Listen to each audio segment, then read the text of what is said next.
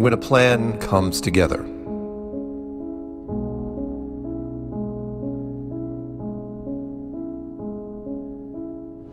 I have a lot to cover in this rant, so let's not waste time with a lot of extra framing. A literal New World Order is being put in place right now. It has taken decades to create, and very powerful people are moving the final pieces across the board. This is not an exaggeration or panic-inducing statement being made by a garden-variety conspiracy nut. If the NWO stays the course and creates no extra chaos, they can transform this country and others to follow in 3 moves. 4 if they want to make a statement, 5 if they want to be flashy or greedy. Time will tell. I'm going to give you the next 3 moves and what to expect moving forward from now into the next year.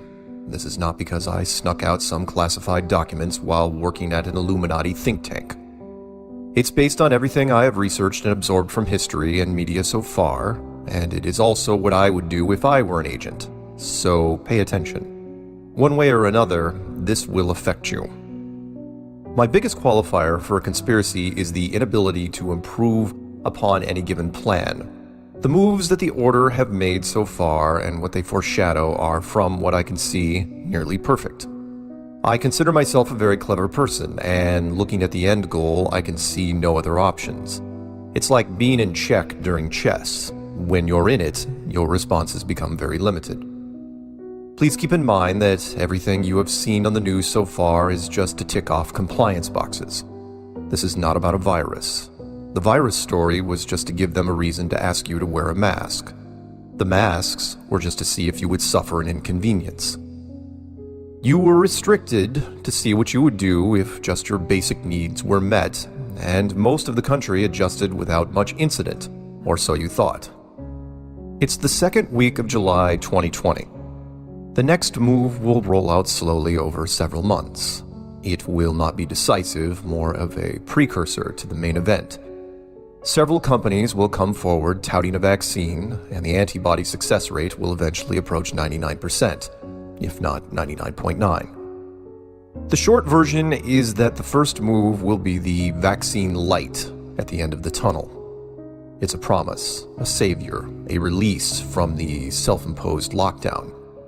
Medical doctors will vouch for it, and the government will announce that when it comes, it will be free and widely available.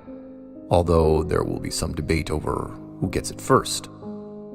But this is only the first step, that it's coming soon, and we'll all be saved. The second move is a massive corporate celebrity and media endorsement, because with the vaccine, your life will return to normal. All the luxuries that have been stripped away from you for months will be liberated, announcing that everything will be reinstated if you take the injection.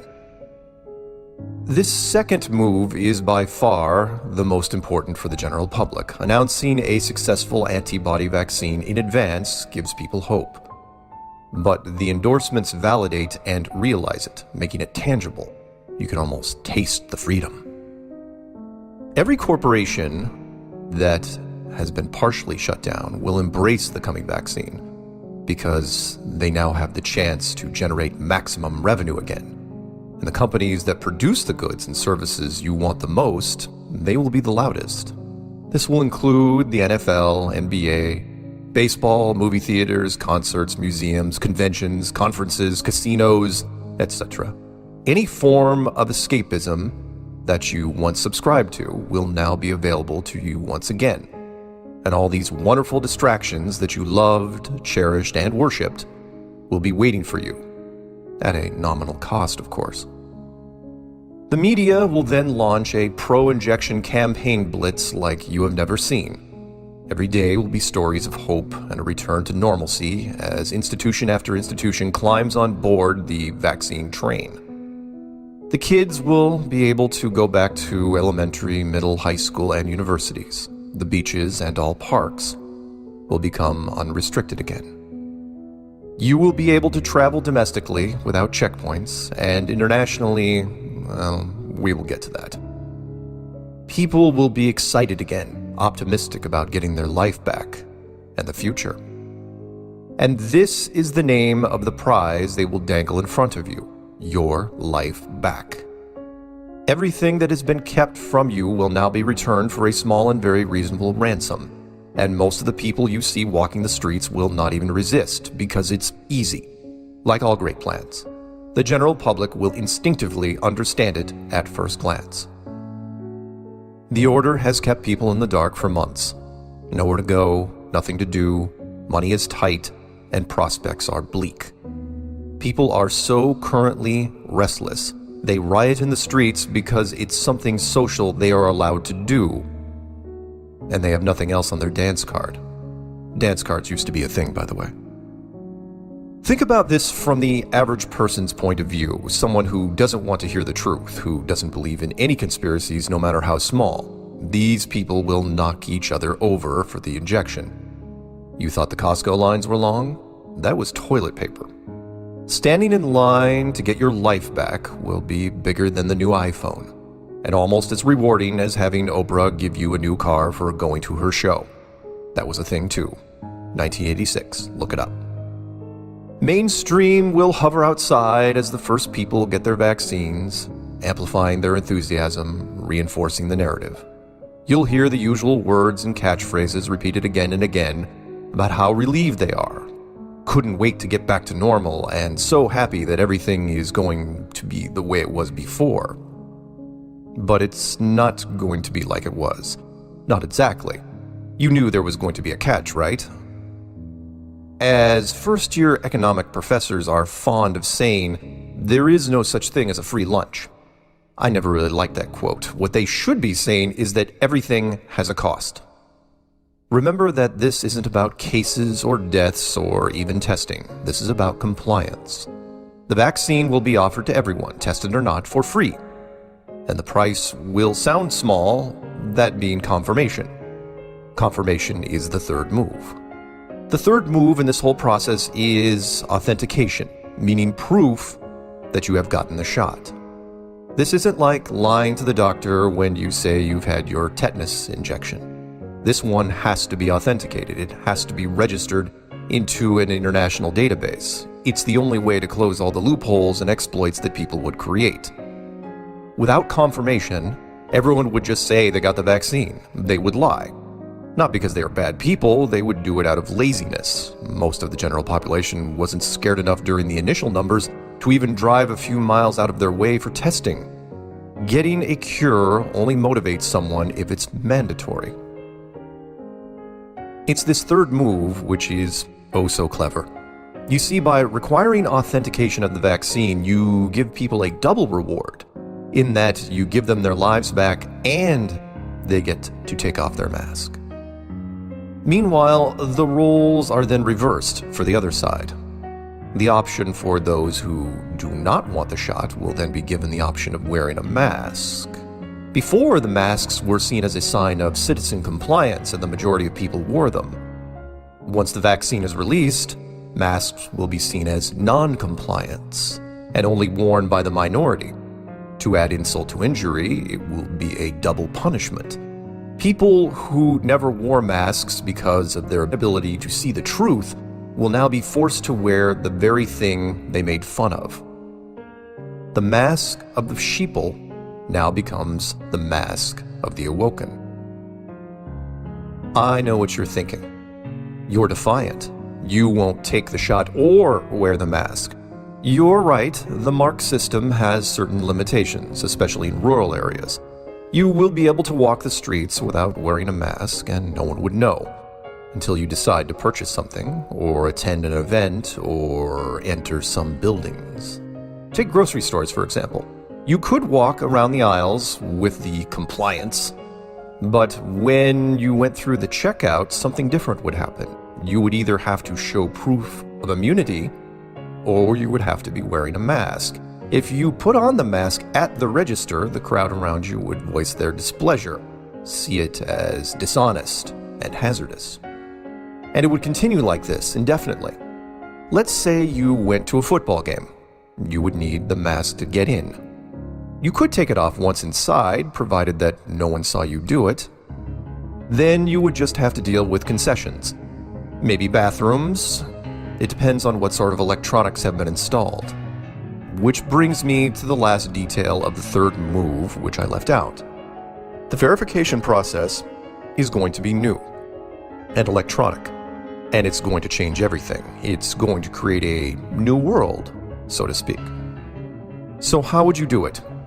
How do you create a medical authentication process that's easy to understand, easy to use, and difficult to forge? ID cards can be forged. Same goes with bracelets. Even phone apps are vulnerable to counterfeit. Just use someone else's phone. The only way to be sure is to have a unique number attached to a person, generated by the system, maybe even something that can be updated. I know my audience, and I know what you're thinking. It's the chip. The one that we've been hearing about year after year, but up until now it's been more myth than monster. Yes, a skin-based medical software tracking system makes the most sense. I have no reason to think otherwise. If I had to choose a system, this would be it. I would design a tiny SIM card that could be updated and couple it with a 3D barcode using invisible ink, something that would display easily with a grocery store scanner. This system will be announced just before the vaccine goes live, and it will have a non-threatening name if they could pull it off. Something like VaxTrax, SafeTrack, SmartMark, AuthentiSafe, maybe MedSecure. You get what I mean. If they use one of those, don't hate me, I didn't attend all the meetings. And yes, if they implement this system, it has all the qualifications of the Mark from Revelation. But that speech comes later as things solidify. The Mark is not something you can easily get around. It's not something you can solve by digging in your heels, mostly because it's different from, say, not complying with the mask. There is no medical reason to refuse the vaccine. The peer pressure around you will increase over time, and some people who initially stand their ground will give in because their peer groups will shrink. To the general public, the only people who refuse the Mark will do so because they are either anti-vaxxers or religious objectors. As far as I can tell, there is no third option. I won't go deep into the religious aspects here, only to say that Revelation 13 and 14 are no joke, and they are specific. The point is that there won't be much sympathy from the general public or the media. If you choose not to comply, then you are a rebel, a dissenter. You're not part of the solution, you're part of the problem. To make matters worse, you're now wearing a mask. Well, maybe. That might create a new wrinkle. Many banks have already put special conditions in to not allow people into the main lobby with a mask. Does that mean that you have to go to the drive-thru to conduct your business? I'm not saying that eventually you'll have to use different drinking fountains, but I'm sure you can see a slippery slope forming. Again, this isn't a perfect system, and there will be resistance, so you won't be alone. There are policies that will be fluid. At what age do you vaccinate children? The schools will, no doubt, champion this policy starting with first grade at the very least. Is the system too invasive? Yes, there will be numerous groups that will address this, but most will be drowned out by the rebounding economy and the new good times. Also note that it doesn't matter who wins the election, because both candidates will back the Mark system. It's required. The public demands it. They want to work, they want to play, mostly they want to have the freedom to have fun again. Conservatives probably don't want to hear this, but give it some thought. If Trump wins, the vaccine guarantees him an improving economy and nothing but potential growth for his entire term. There isn't anything more important to a politician than happy voters. Also, don't forget that this is an international program. Most of the countries of the world have had to deal with the virus, and despite their differences, will all agree to adopt the same system. International flights will reflect that unity. Again, it may seem discriminatory if you refuse border entrance based on vaccine confirmation, but try to get that reversed. Legal issues become tricky when dealing with other countries. The short version is that if you don't have the Mark, you are a potential threat to other nations and you are not getting in. Could I be wrong about all this? It is possible that the Order will just implement a worldwide vaccine without a tracking system. Of course, it's possible. This particular virus, like the masks, may just be a warm-up for a second virus, but considering how well this one did, and how long it usually takes to roll out a vaccine, real or not, it seems like a wasted opportunity from the Order's standpoint. The challenge I put to you, the listener, as we end this rant, is to think about the decisions you will have to make in the near future instead of hoping for the best and saying that the worst will never happen. What will you do if the vaccine turns into something more? What steps will you take if you disagree with a medical mark? How far are you willing to go? What are you willing to do without? Because not complying will have a cost, like all things do. I don't have all the answers. No one does. I can't speak for you and your particular situation. You may have a spouse or children, and you may like your job and where you currently live. All these things will play a part in what's to come. This is just a warning, a heads up to what might be in store for the world that we know. The warning for the religious objectors comes later and only if the system is fully revealed. I'll leave you with a short segment from a kids' cartoon series made by Netflix in 2018. The episode is called Masters of Order, and the system is called Smart Mark. It's an interesting message for children growing up in strange times. Some of you will see it as a simple animation that means nothing, but some of you will know better.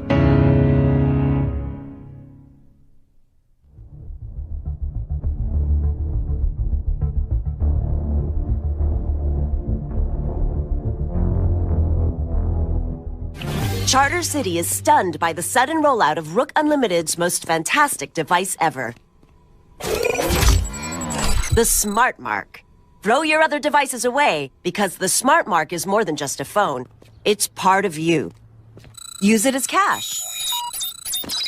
Book your travel. And even shoot video. Distribution points are all over the city.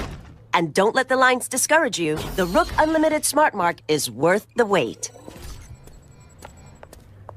I never realized how wonderful technology could make me feel. The Smart Mark has brought order to my life. And the best part? It's absolutely free. A gift of thanks to our city from Rook Unlimited.